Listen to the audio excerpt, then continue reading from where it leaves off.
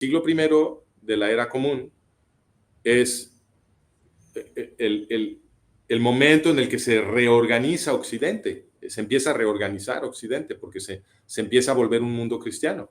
Entonces, si quieres entender el siglo primero, pues obviamente es muy importante entender el siglo primero antes de Jesús, obviamente, porque el siglo primero de la era común es la consecuencia inmediata del siglo primero antes de Jesús, obvio. Entonces, eso es lo que vamos a tratar de esclarecer. Y la administración de la realidad, que es el tema que nos motiva en este esfuerzo, entender la administración de la realidad, se hace no nada más a través de los medios, sino a través del sistema educativo que nos inculca nuestra percepción de la historia y que nos da una identidad a través de esa percepción de la historia. Y lo que nosotros aprendemos siempre en la escuela es que los griegos y los romanos eran maravillosos, porque supuestamente heredamos la democracia de los griegos y los romanos. Es una pedagogía coercitiva porque tú tienes que repetir estas alabanzas hacia griegos y romanos para poder pasar de grado.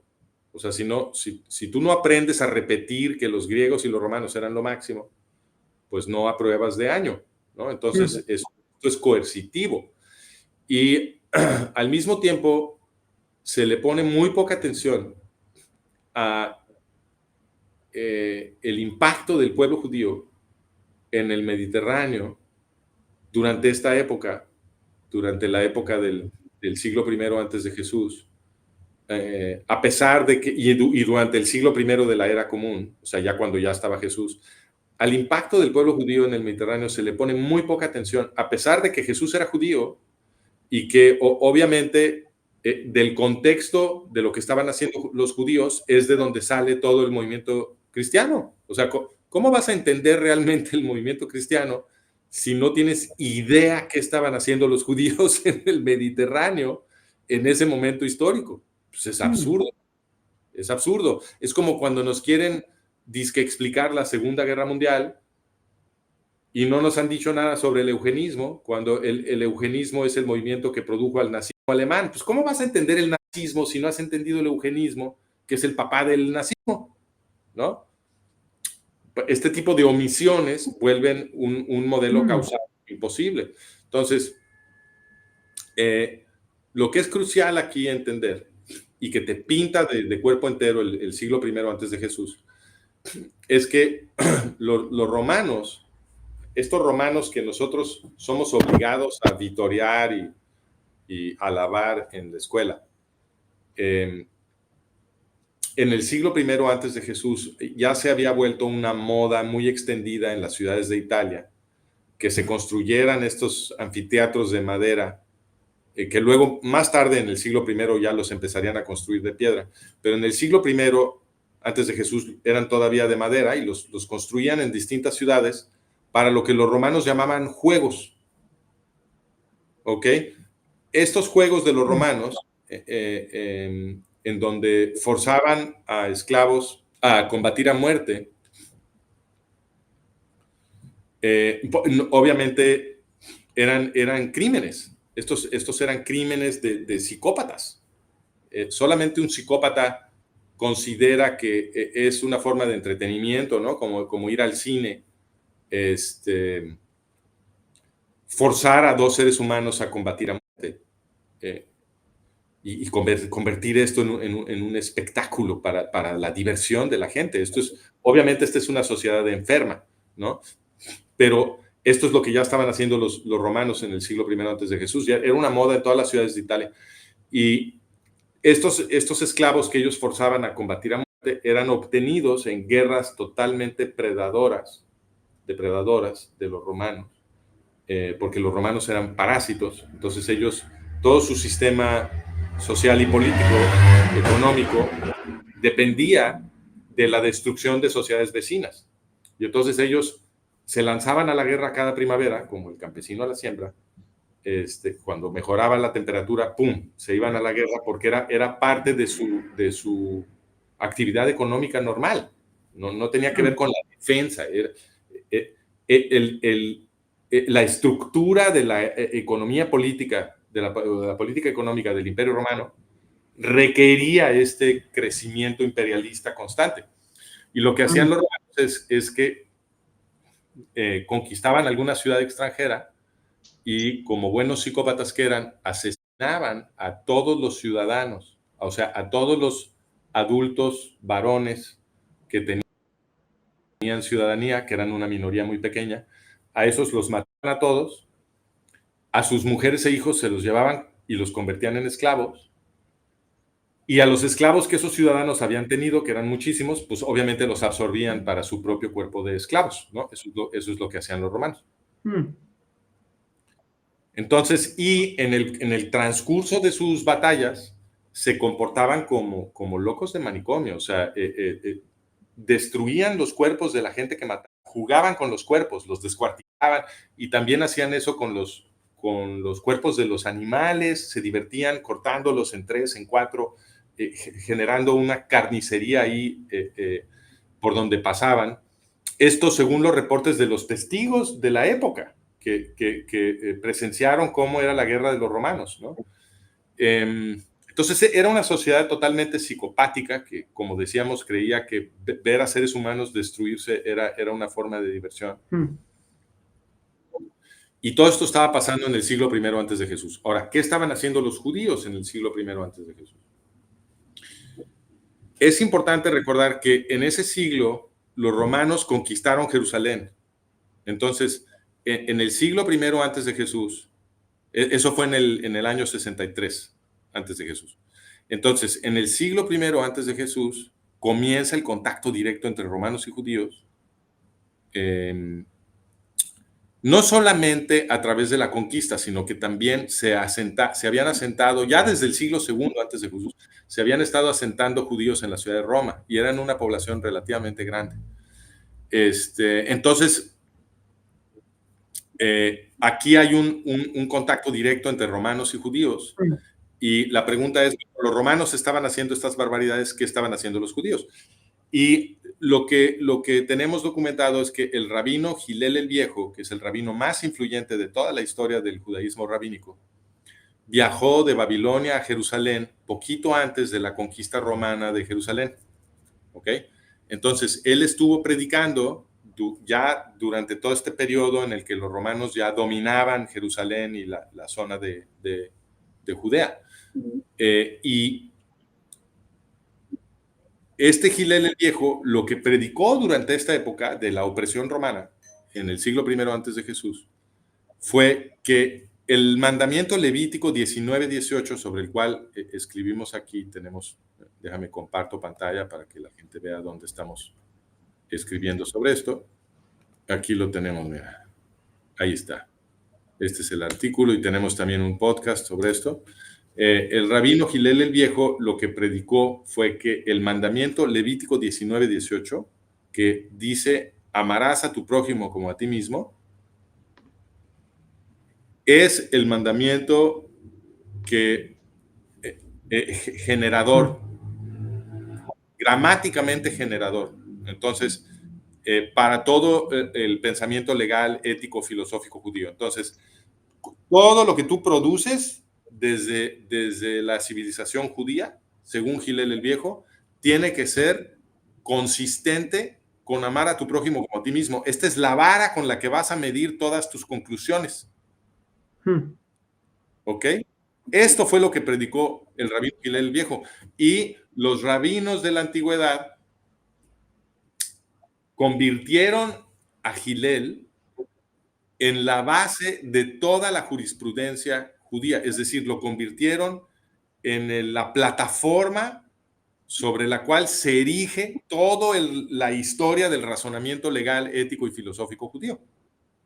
Porque Gilel es el cimiento, si tú quieres, del Talmud. Gilel es la Mishnah, y la Mishnah es la primera parte del Talmud. Entonces, al mismo tiempo que los romanos estaban convirtiendo a los seres humanos en juguetes, en animales, en cosas para su deleite cruel, en el mismo momento histórico, los romanos bajo ocupación romana, perdón, los judíos bajo ocupación romana, ¿no? En un contraste muy dramático, están predicando todo lo contrario. A pesar de que están siendo oprimidos por psicópatas, el movimiento dominante entre los judíos, el que define la forma de pensar judía para el resto de la historia, estaba predicando: amarás a tu prójimo como a ti mismo. Todo tiene que ser consistente con ese principio. Y entonces hay una diferencia muy clara entre estas dos civilizaciones. La civilización judía, que todo el tiempo nos están enseñando a odiar, porque si no nos estuvieran enseñando a odiarla, no habría matanzas repetidas de judíos siglo tras siglo tras siglo, obviamente, ¿no? Entonces, por un lado, el pueblo al que siempre nos enseñan a odiar, que estaba predicando, amarás a tu prójimo como a ti mismo, que luego, por supuesto, es el mensaje que retoma Jesús en el siglo I y que a través del movimiento de Jesús se vuelve herencia cultural para todos los occidentales, ¿no? Amarás a tu prójimo como a ti mismo lo llaman la regla de oro, es la regla de oro occidental para el pensamiento ético de nuestra civilización. Eso viene de Gilel el Viejo, para mucha gente llega a través de Jesús, pero originalmente es de Gilel el Viejo. Y más originalmente, pues es Moisés, está en la Torá, ¿no? Entonces, esto es pensamiento judío. Entonces, al mismo tiempo que se está estableciendo este principio tan hermoso de amarás a tu prójimo como a ti mismo, como el centro de la civilización judía, los romanos están haciendo todo lo contrario. Ellos están destruyendo a sus prójimos para obtener un deleite de diversión de psicópata, ¿no? Y sin embargo, son los romanos los que se supone que tenemos que alabar y festejar para pasar de grado en la instrucción educativa occidental, ¿no? Entonces, esto nos habla de que estamos viviendo en un sistema que tiene, es decir, que estamos gobernados por gente que tiene los valores no de Gilel, sino de los romanos.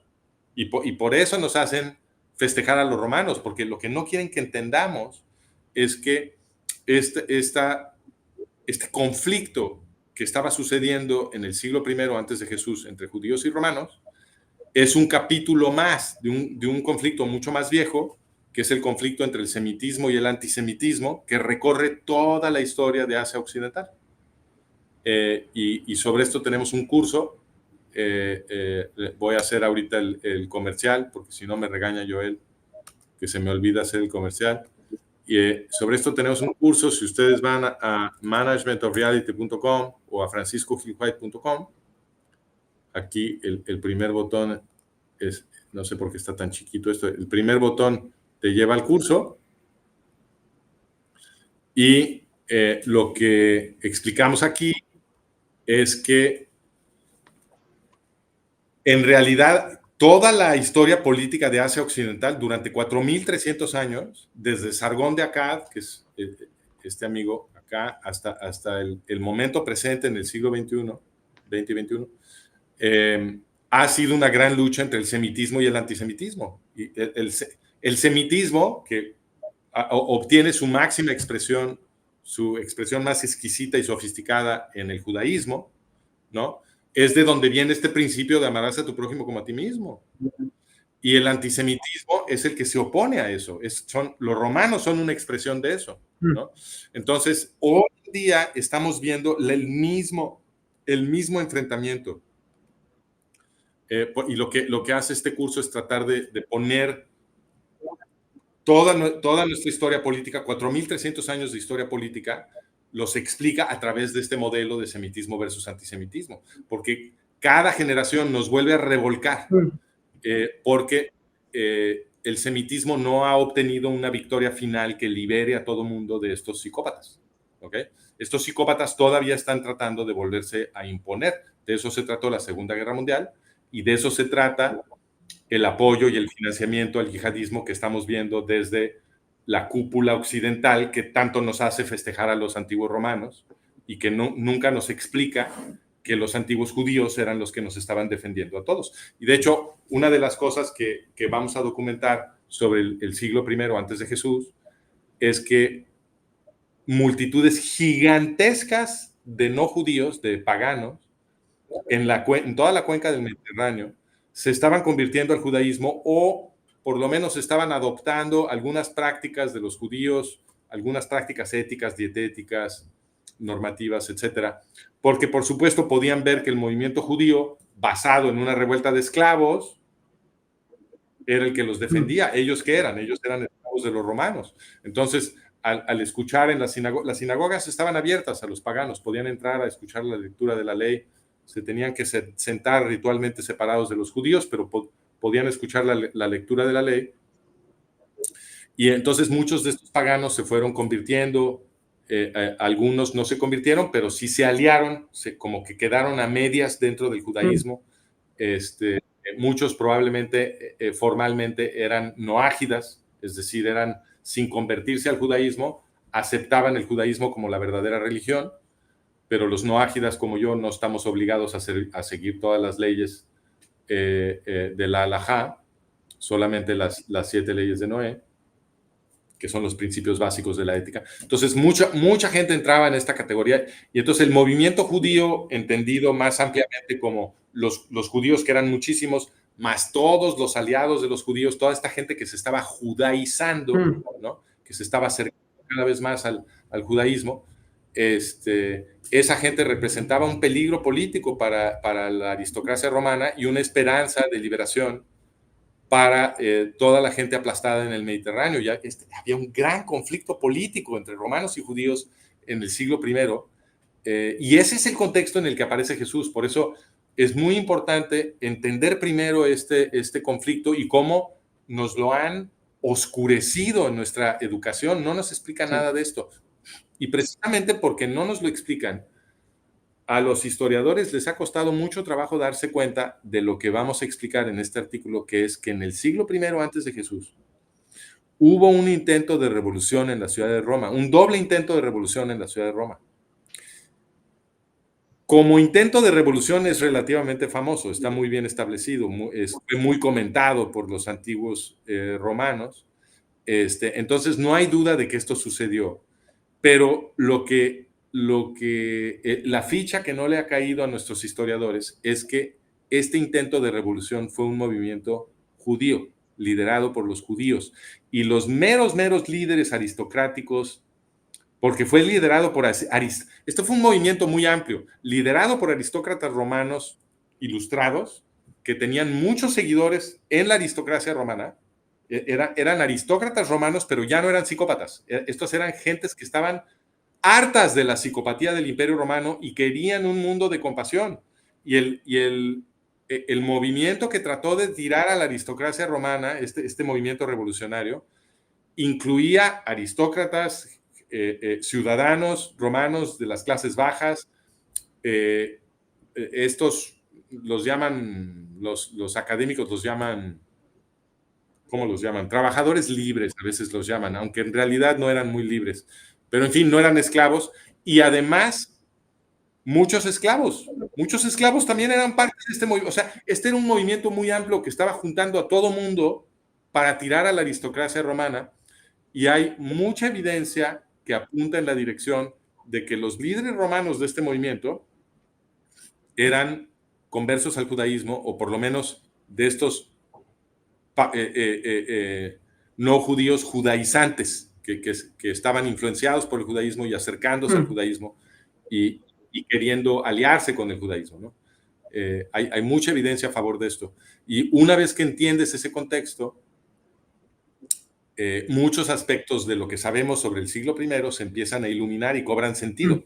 Entonces, justamente ese es el objetivo de publicar este artículo, darnos las bases para poder interpretar mejor lo que sucedió en el siglo I, cuando aparece Jesús.